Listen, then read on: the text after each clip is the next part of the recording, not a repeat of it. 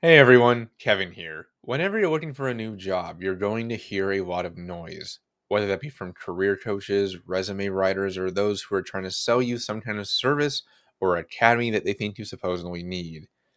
All of those come with a fair bit of risk attached too, but none more so than one particular thing I just can't stand these days: the media fascination with side hustles and creating passive income. Frankly, I really dislike them and wish that they would stop because they're causing more harm and anxiety than good for people who feel like they can't measure up. I see these news articles in my feed every day, and they honestly annoy me to no end. In every single one, they lead with a catchy headline about some random person doing some random thing that is making them an insane amount of money. Oh, and they always make sure to throw in there something about you can do it too. Newsflash, you can't. Or at least only on rare occasion could you maybe do it. If anything, they're actually outright hurtful too because you're not only bright sided with the notion that you could do any of these things, but that it will be both easy and simple, neither of which is a reality. Take this one for example: 17-year-old whose side hustle brings in $400,000 a year. Anybody can do these two things to succeed. Okay, so without showing you the whole article just yet, let's dissect only this headline. On the surface, you would probably at first say, wow, if a teenager still in high school can make that kind of money, so can I, or at least some variation of that. Plus, oh, only two things needed to succeed? Sounds great, and I really need that kind of money. Now, what do you think this side hustle is exactly? Something tech or science focused, perhaps? Got your guesses ready? Well, it's not what you're thinking. And finally, here's the article I'm referencing. She sells guinea pig enclosures. Yes, you heard me correctly. And there's nothing wrong with guinea pig enclosures either. But it's a fantasy to think that everyone can do it and that you will be able to just gain loads of money passively from it while working your normal 9 to 5 job.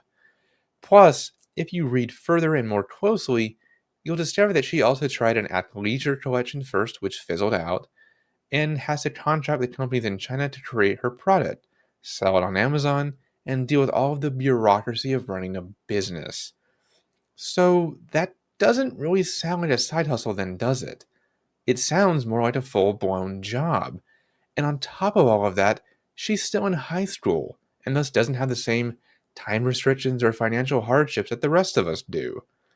Which, when asked if her side hustle could be replicated, she said, and I quote, yeah, I think so. If you want to create a few units of a product to list online, you need to order a few models, look into search engine optimization, and buy a bit of marketing on Amazon to get started. It could cost anywhere from $1,000 to $5,000. Hmm. I wish I had a spare 5 grand just laying around to spend on marketing too, just like most of us who are looking for a job right now. But those who of us are indeed looking are in tightening purse strings to put food on the table. Many of us have had to apply for unemployment. So this kind of reasoning is not only flawed and far fetched, but it's so tone deaf.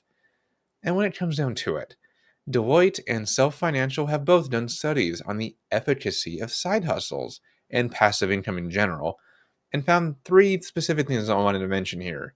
Number one, the average amount of Americans are earning from their side hustles is only $688 a month, and 44.8% earn less than $250 a month. Number two, most people who have side hustles work upwards of 20 hours a week on them, not including their normal job.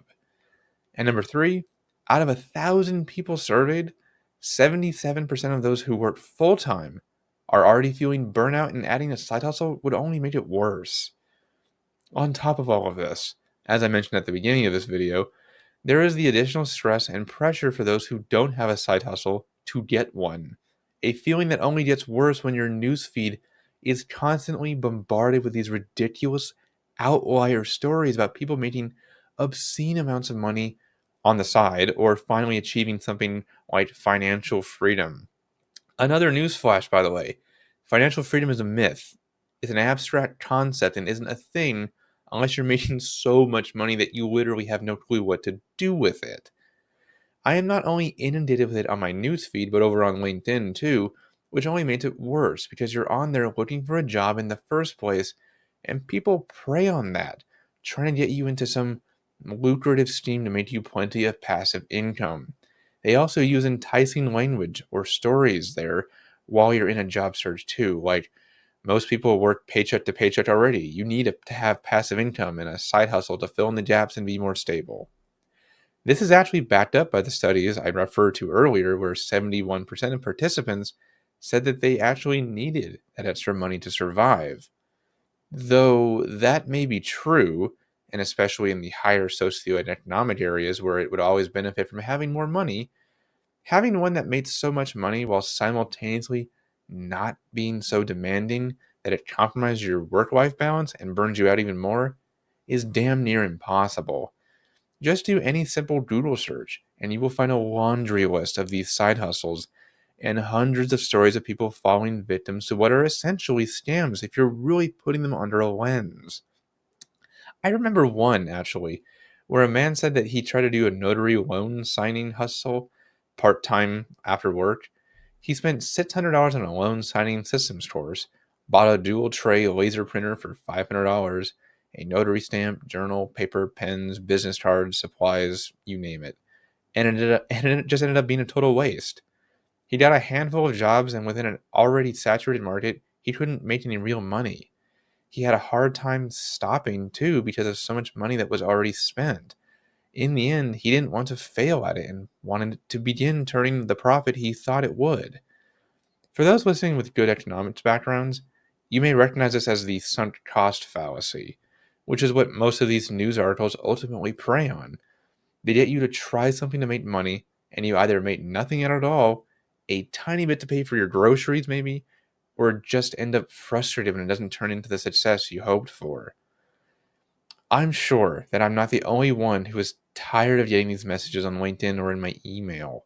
They are always from people who think that their niche idea can be adapted by hundreds or thousands of other people to make so much money that you no longer need it to work as much. Just remember, an oldie but goodie piece of advice. If it sounds too good to be true, then it probably is. But that's it for today. If you would have any other questions or would like to discuss this any further, please feel free to reach out. I'm always here to help. See you next time.